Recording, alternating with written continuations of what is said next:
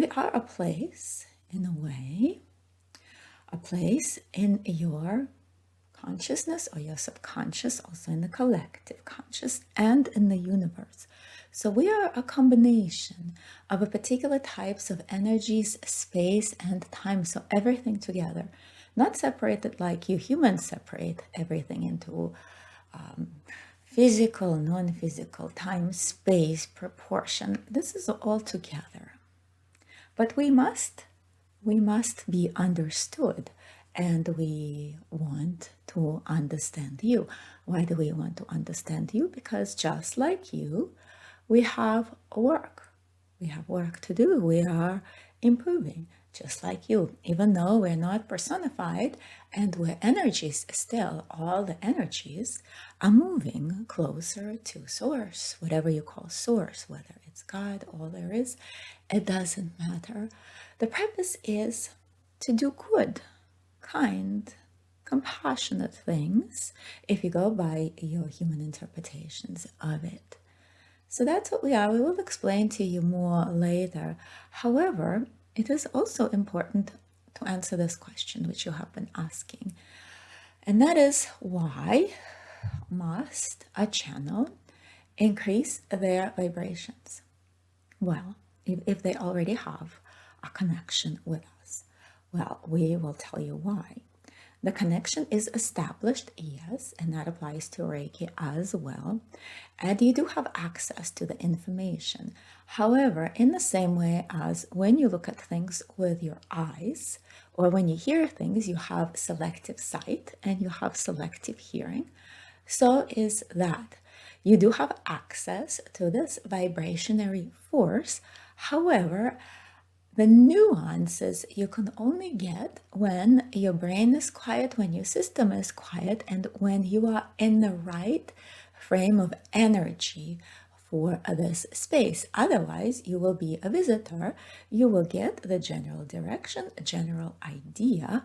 However, you will miss the colors and you will miss the subtle nuances, the subtle details of things, and so you will miss out on the beauty. Yes, you will have access to the information, but it will be pretty dry. Why is it that when people learn to channel, their life falls apart? Why is that? All right, we will answer that question. When you learn how to channel high vibrational energies, you get exposed to these high vibrational energies.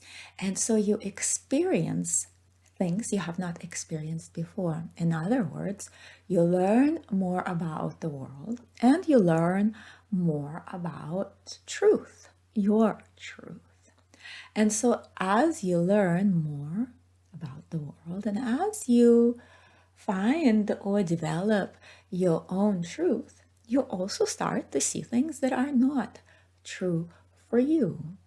And whether you like it or not, since you have already set out on the path of self-mastery, things that you were able to ignore before, and remember, you always know that something is off. You always know that something is wrong or something is not ideal or not good for you. However, you have a choice, and part of that choice means ignoring things.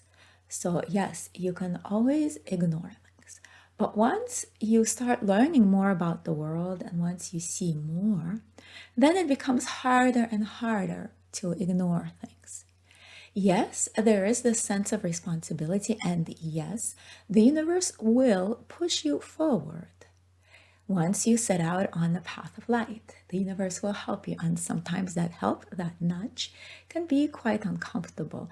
However, it is more than that.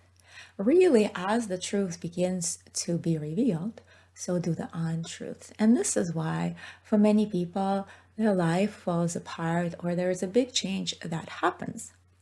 It's because they are no longer able to ignore things they have been ignoring before.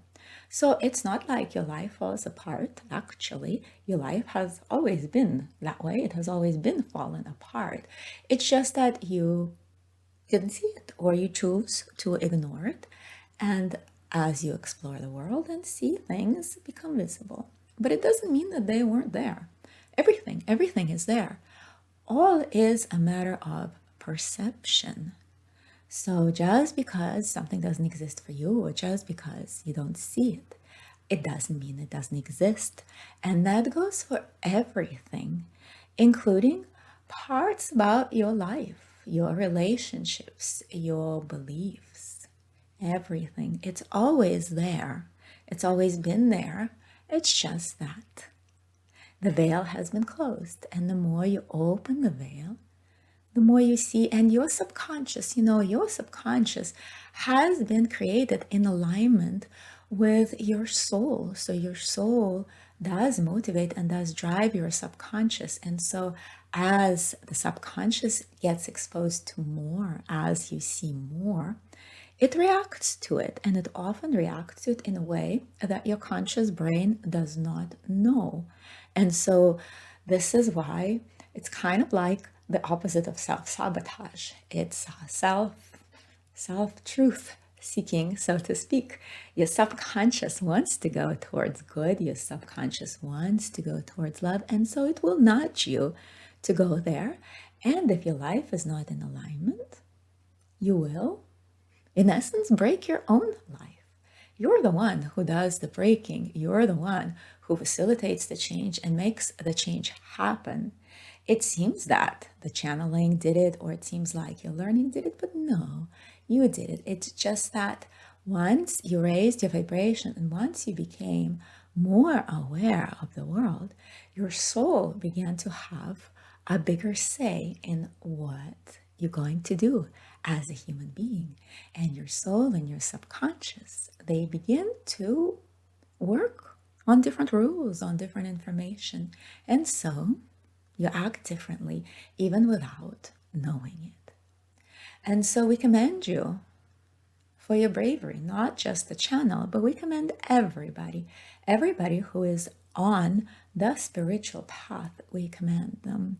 We are very, very proud of you. We realize that it is much easier to live in darkness, much simpler to not think about things, much simpler to not see where either you are making a mistake or where either you are sacrificing your morals, yourself, or giving pieces up for gaining of something else.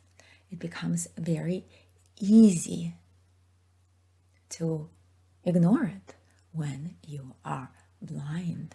However, as you learn more, as you open up your elements, as you open up your spirituality, as you continue with your awakening process, you begin to see more and more about your life.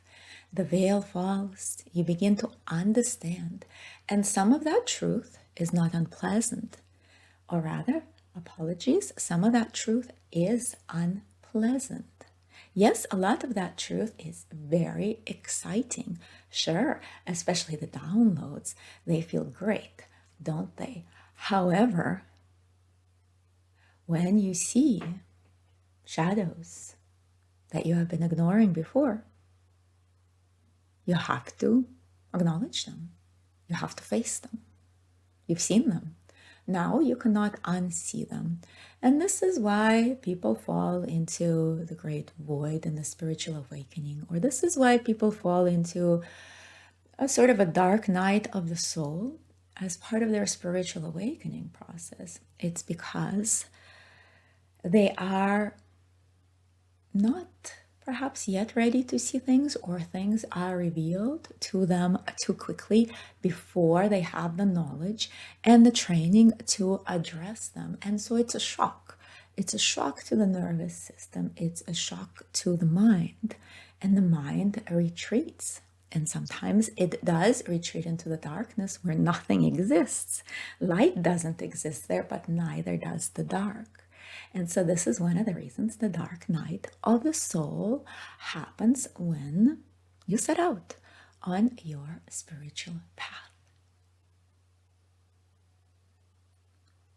Now, there are other reasons for dark night of the soul, but we will talk about this one today, the one where your system gets a shock from seeing all there is to see.